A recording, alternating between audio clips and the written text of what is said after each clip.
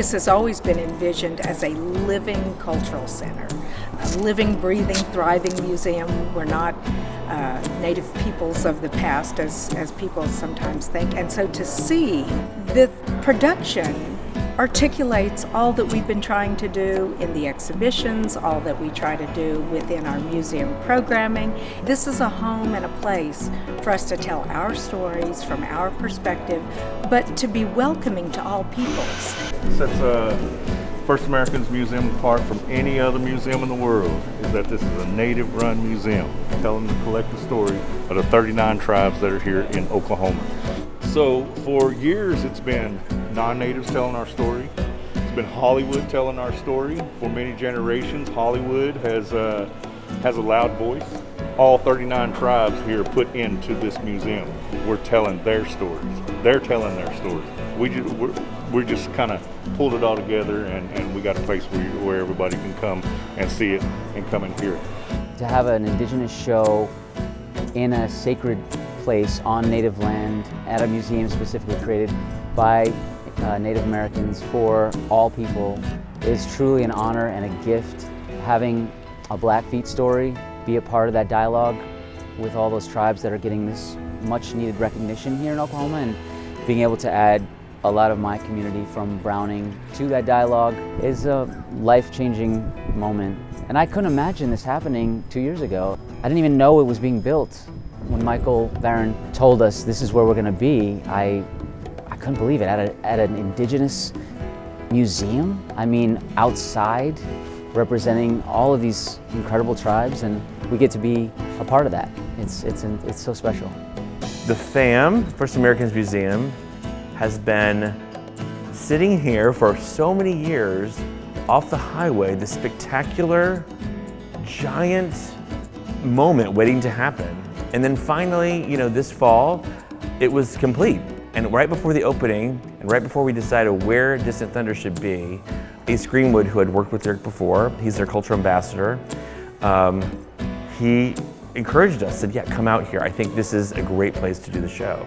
It's a good place, good central place for all times of art, culture, stories, because those stories for Native people are so important, That's how we pass along cultures, that's how we entertained each other and things like that, and so this is just another version of that. It's not a typical museum of artifacts, but actually a museum of reparations, of human stories with people that are alive to talk about their ancestors. That is exactly what this show has always been about.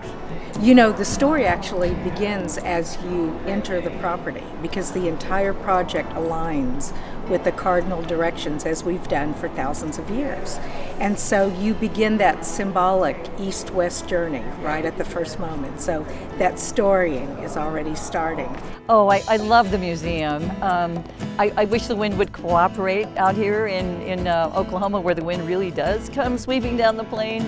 But we're going to really kind of integrate all this into our show, and hope the creator is kind when we do our performances. But we're enjoying it very much. Everybody's enjoying it. Now, what you're going to see tonight, that's our set out there. It's very pretty. You can see photos online. But as you know, Oklahoma weather, we had a torrential rainstorm yesterday, so we're going to go back out there on Thursday. That is not to discount anything you're about to see today with these amazing performances. Sean's mentors, who came from the Blackfeet Nation, he said the one thing that brings us all together is music. Music starts with a heartbeat, and that this show expresses the heartbeat of Native Americans. Even though there are 15 different tribes in the show, it's about the Blackfeet Nation, and this museum is about the 39 tribes here in Oklahoma, that heartbeat is authentic to all of Native America. And I think, just like Fiddler on the Roof's heartbeat is authentic to almost all Jews. They're like, yep, that's the sound of my people. But it's a new sound, and this is a brand new sound as well. And I think that the idea of contemporary music mixed with that heartbeat is exciting.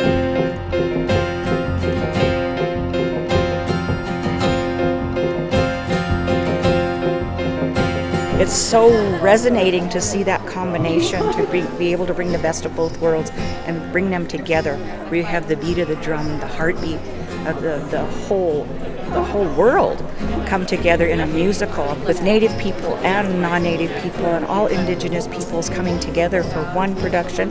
It's very touching. It's very heart-rendering and very heartfelt, but I'm also full of pride. It's prideful. A lot of the incidences that he talked about really demonstrated a lot of the issues that are at home. We're still facing those kind of issues that were demonstrated in the musical itself. And so I guess to me that was the touching part, to be able to see that and to really look at and to see where it would go in the future. Really touching. Really touching. I think we all feel it. I think we all know this is bigger than us, bigger than a show.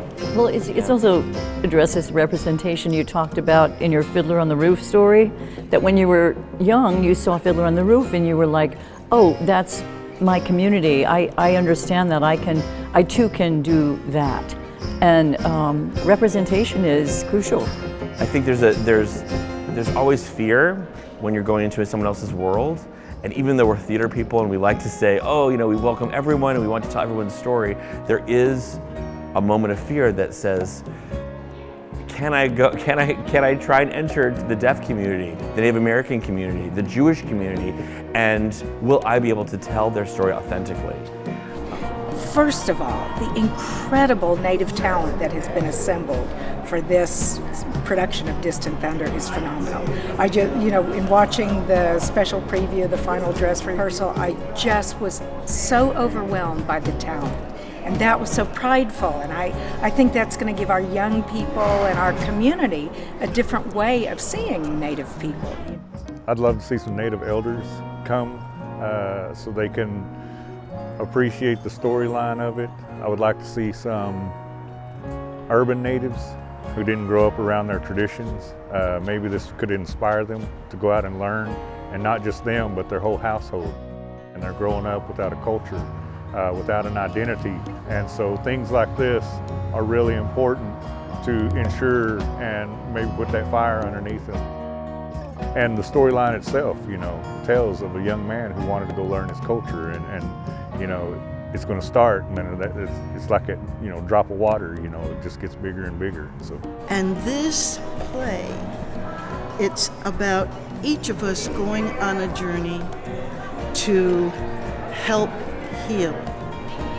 And this play is about respect and continuity.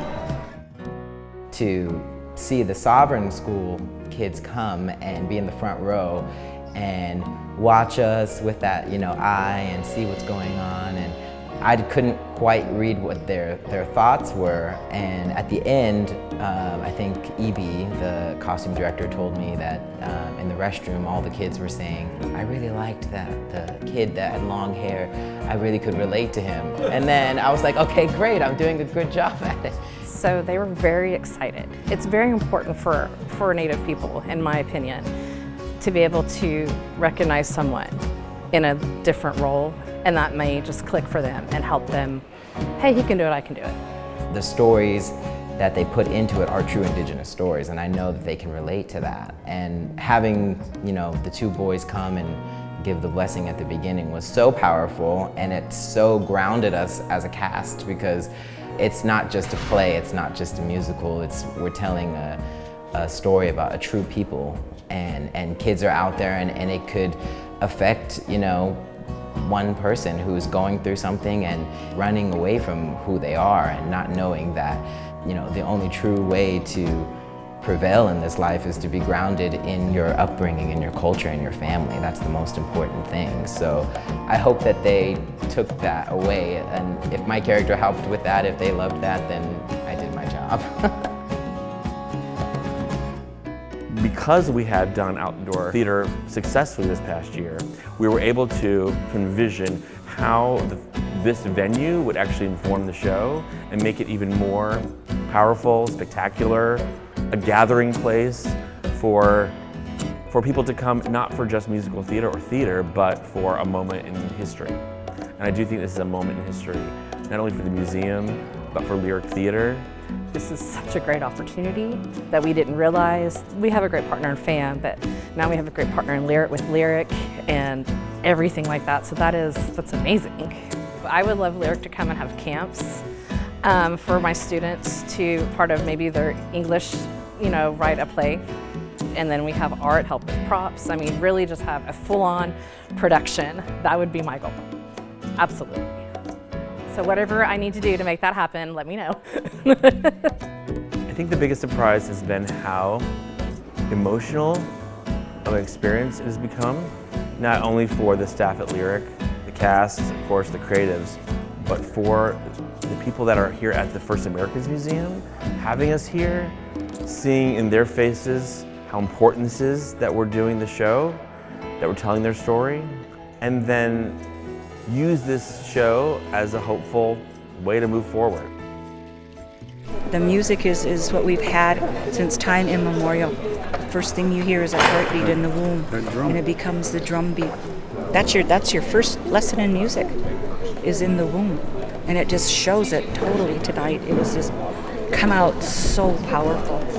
And it's an unspoken signal where that drum and that music connects people. Sharing that drum, sharing those words, and joining in as togetherness. I think that's how we're going to get through it all.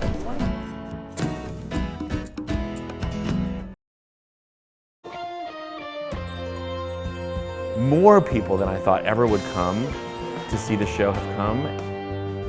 Not only Native people, theater people, but people from around the country. Theater leaders have all come here because they know that this story needs to be told and theater needs to be told in new ways. And here we are. I think we gave them a really great, hopefully inspiring example of how that can happen.